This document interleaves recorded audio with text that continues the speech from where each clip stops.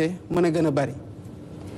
maa ngi rappelé rek ñu ngi ci première thématique bi te waxtu bi ñu ko jagale woon li ci des bareetul balaa may jox kàddu bi ki nga xamante ne mooy Astou Dione pour question am. Merci beaucoup Mariama maa ngi lay remercier président maa ngi lay remercier également ci dalal bi ñu dalal fii soxla woon naa xam ci li nga xam ni moom ngeen woote mu di jub jubal jubanti depuis bi ngeen toogee ba tey ñi ngi dégg ni da ngeen di def ay audit yéen a ngi def également lépp loo xamante ni ay dépenses la yoo xam ni état bi da koy def da ngeen koy wàññi mooy li ñuy woowee réduction du train de vie de l'état bëggoon naa xam réellement depuis ngeen toog ak léegi lan ngeen économiser en termes de chiffres à l'appui pour ñu xam ci xayma koppar bi fan la toll bu weesoo loolu également je pense que mënuñu wax mbirum gouvernance financière et économique sans pour autant parler du franc CFA. franc CFA bi bokk na ci li ngeen doon wax que ni dafay gën a nërmel réew mi ndax du suñu koppar boo xamante ni ñun ñoo ko moomal suñu bopp. est-ce que jamono ji am na benn programme boo xamante ni yéen a ngi ci muy daw ñu mën a xam réellement fan la toll pour la sortie le retrait du Sénégal ci loolu nga xam ni moo jëm ci mbirum franc CFA. jërëjëf si question bi laay mujjee après dem ci bële laay njëkkee dem ci bële. franc CFA li tax ñu ne du monnaie bu gën ci ñun pour suqali ñu parce que réew yëpp ñetti levier de financement seen économie lañ am wala yi ci gën a fës bi ci njëkk mooy fiscalité bi ci tegu mooy endettement beneen bi mooy monnaie mais boo moomul sa monnaie mënuloo ci décider yenn décisions yi da ngay perdre levier boobu mu dese la ñaari levier kese kon levier boobu bi ñu ci renoncé mënuñu ko utiliser nu ñu ko war a utiliser pour financer économie mais réew yi ko mën mel ni États-Unis moom seeni xaalis bi Covid bi jotee mais dañu battre monnaie jox seen citoyens ñun mënuñu ko woon def pourquoi parce que moomuñu suñu monnaie kon du ñu renoncer mukk dans la quête de la souveraineté intégrale di fexe naka la ñu amee suñu monnaie bopp muy benn dans le principe kon wàccuñu yoon boobu ba tey bu ñu ñëwee nag ak bi ñu ko doon théoriser dañu waxoon li gënoon mooy tel que suñu monnaie structurée woon dans la zone UEMOA ñu dem ci liggéey gi nga xamante ne CEDEAO mu ngi ko doon liggéey pour dem ci benn monnaie commune ECO buñ ko amoon tamit ci cadre boobu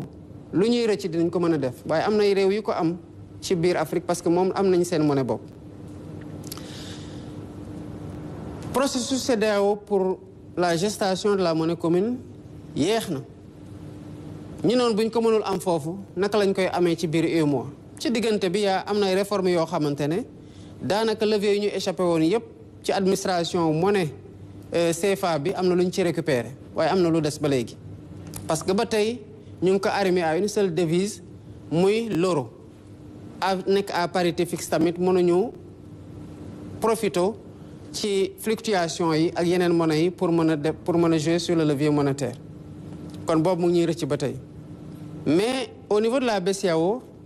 fekk nañu fi benn étude boo xamante ne étude bu avancée la ci monnaie loo xamante ne daanaka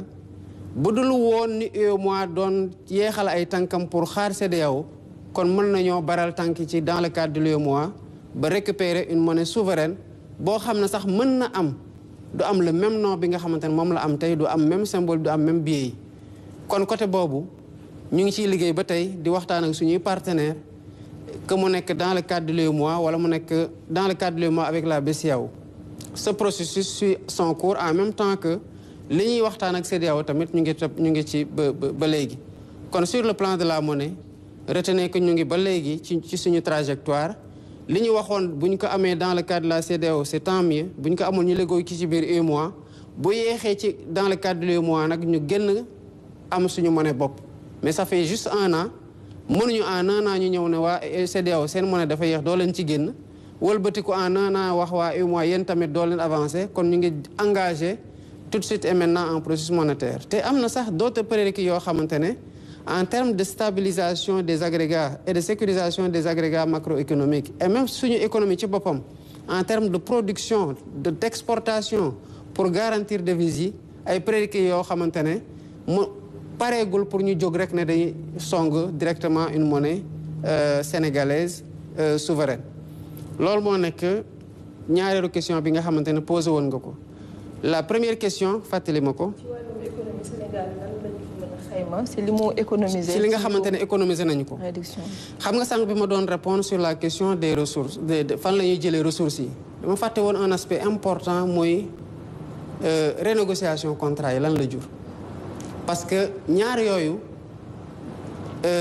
mën nañ ko boole ba léegi mu dem fekk jëlale mooy naka la ñuy fexee ba économiser ak naka la ñuy fexee ba liy dugg gën a bari.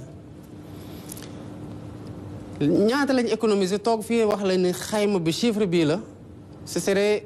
du ma la mën a jox ay chiffres yu exact parce que il faut faire une agrégation de beaucoup d'économies qui ont été faites démb maa ngi suivre kenn suñu ndaw ñu xarañ nekkoon sa plateau ne la au sein de la CDC rek moom mën na démontrer chiffre à l'appui que économiser loo na CDC lu mat 100 milliards. Donc, imagine que ce travail-là, à l'échelle de chaque direction, n'est pas fait pour nous mener le tac à un an, voilà ce qu'on a économisé. Encore que parlant d'économie, souvent c'est une réorientation des dépenses. Je prends le cas, par exemple, en termes de réduction de train de la vie de l'État. Si nous parlons avec suñu mbokk yi nekkoon majoritaire Assemblée nationale ne leen dañoo bëgg dindi 16 ak HCCT ñu lank fekk y avait un budget qui était alloué au fonctionnement de ces institutions-là et à l'investissement au sein de ces institutions mais dañoo dem laaj sénégalais ñu jox ñu levier yi ñu dem dissoudre 16 dissoudre assemblée dissoudre conseil économique social environnemental ak au conseil des collectivités territoriales loolu rek économie la mais du xaalis boo xamante ne dañ koy récupérer denc ko mu mel ne dañ koy économiser non automatiquement dañu ne puisque am nañu déficit ci enseignement dañuy recruter 2000 enseignants kon xaalis boobu ñu jële woon fële dugal nañ ko automatiquement feneen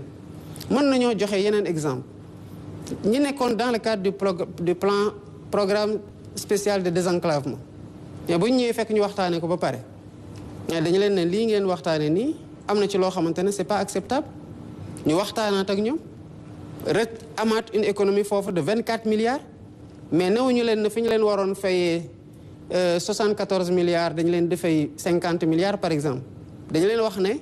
dañu leen fay toujours 74 milliards mais 24 milliards supplémentaires yi yeneen tali la mën a def parce que tali yu du jeex ñi ko soxla bëri nañ ainsi de suite dans le cadre du programme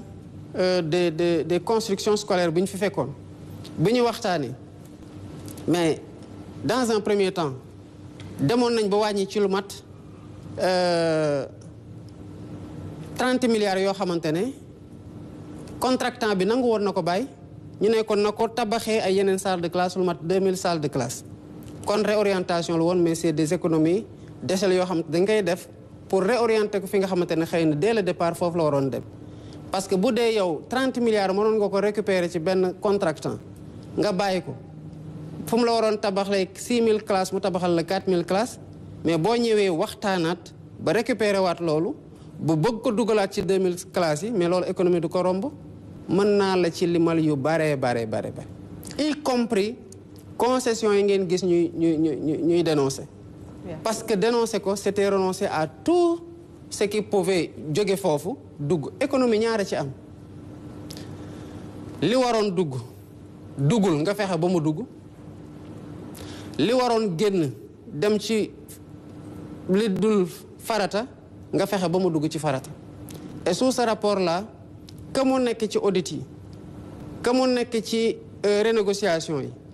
que mu nekk ci yeneen économie yi nga xamante def nañu ko dinañu def la communication transparente sénégalais yi gis ne li ñu leen waxoon fii laa toogoon 31 après les 100 jours nee leen maa leen ko wax fii renégociation dina am mais renégociation ngi am te mu ngi joxe ay résultats yoo xamante ne alhamdulilah rabil alamin te day wéy te sénégalais yi bu ñu ko gisee dañ xam ne réew mi tax ci yenn mbir yi taxawaayu patriotisme rek la soxla maanaam wane ne bëgg nga réew mi am fulaay défendre réew mi ci loo xamante ne mooy intérêt te loolu gouvernement bi nii la ci def. jërëjëf monsieur le président tontu yi am na solo may rappeler rek sama collègue journaliste yi ku ci nekk benn question nga am ci formulation bi ma leen di ñaan ñu defee ko noonu comme ça temps bi nga xamante ne la ñu jagleel étape bu nekk.